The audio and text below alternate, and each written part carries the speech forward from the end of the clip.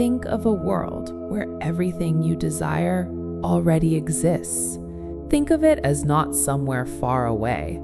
Think of it as not locked behind luck, money, or status, but right here, invisible, waiting for you to understand it. Have you ever deeply desired something and felt, somehow, that it must be possible? That feeling, that quiet certainty, is not an accident.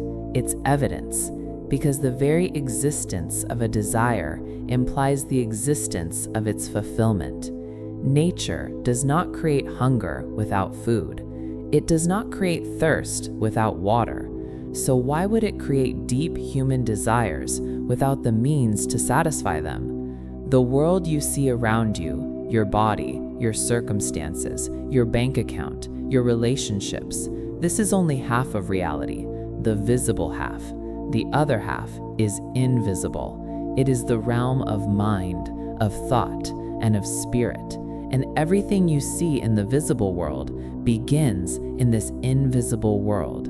A house before construction, before a single brick is laid, already exists, not as any material form as you think, but as an idea.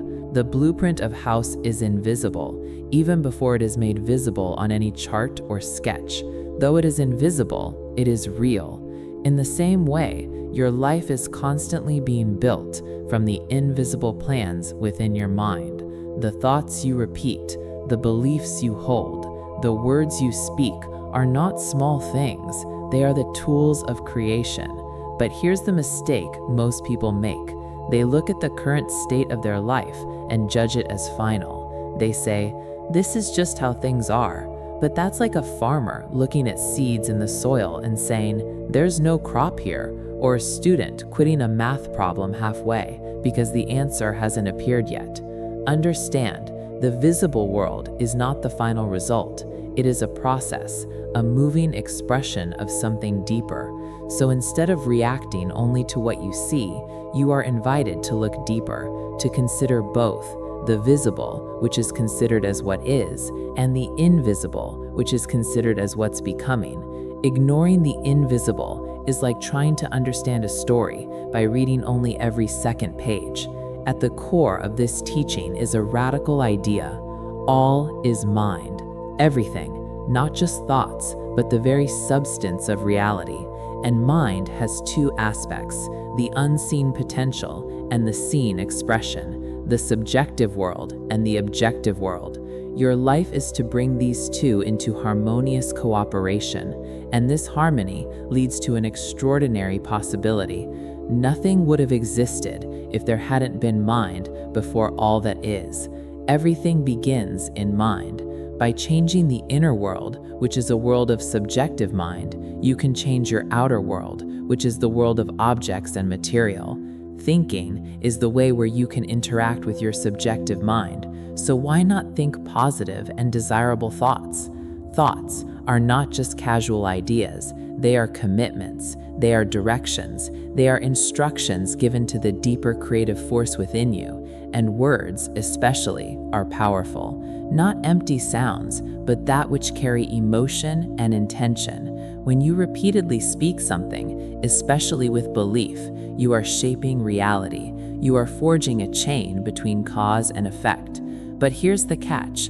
It's not enough to say the words once or believe for a moment. The transformation happens when your entire being aligns. Your thought, your word, your action. When an idea is not just something you believe, but something you live.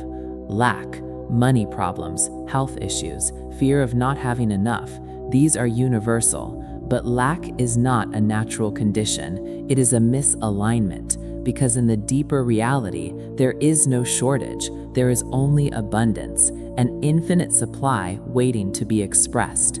You may ask, why doesn't everyone experience it? Because most people are focused entirely on appearances. They believe what they see is all there is, and in doing so, they unknowingly limit themselves. But begin to trust the invisible. Begin to act as if the deeper truth is real. Then you start to notice something shifting. You'll see opportunities appear, unexpected paths open up. you'll find life begins to rearrange itself, not magically, but naturally. And here's the key shift. Instead of you chasing outcomes, start seeking alignment. Instead of asking, how do I get this? Ask, how do I think, act, and live in harmony with truth? This is what is meant by seeking the kingdom first. No is not a place to be found somewhere, but a state of consciousness, a way of being. And when you begin to move in this direction, change begins, not just externally, but internally. You generate more faith, more clarity, more generosity, and more awareness. Your world expands.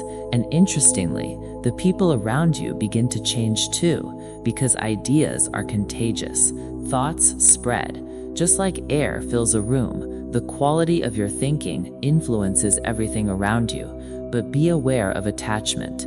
Attachment to possessions, attachment to identity, attachment to control. Because to fully access this invisible resource, you must let go of the idea that anything is truly yours.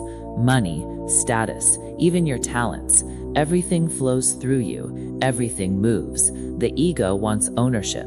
It wants control. It wants to say, this is mine. But that very mindset blocks the flow. Think of it like water. If you try to hoard it, it stagnates. But if you let it flow, it remains fresh and abundant. This is why you are told to unload. Not necessarily your possessions, but your beliefs about possessions, your attachment to them, your identity built around them.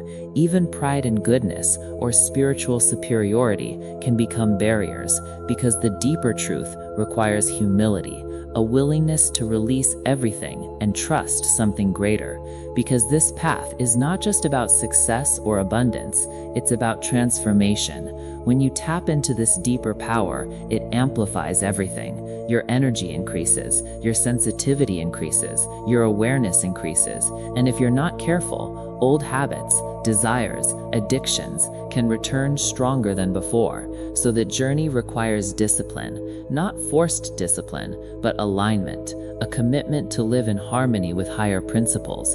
Because the goal is not just to get things, it's to become something greater, to evolve, to grow into a higher expression of life. And for those who truly commit, something extraordinary happens. Life becomes easier, not because challenges disappear, but because resistance disappears. Effort turns into flow, struggle turns into direction, fear turns into trust, and eventually, the invisible becomes visible, not once, but again and again. Because the truth is this, you are already connected to an infinite source, an unseen supply, a creative intelligence that responds to your inner state. And the moment you begin to align with it, even slightly, things begin to change.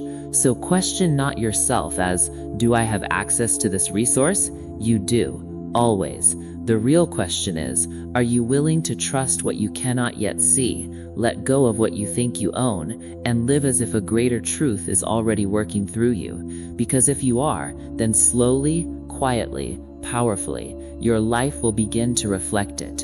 And one day, you may look back and realize that what once felt invisible was guiding you all along. Seek and you will find. Knock and it will be opened.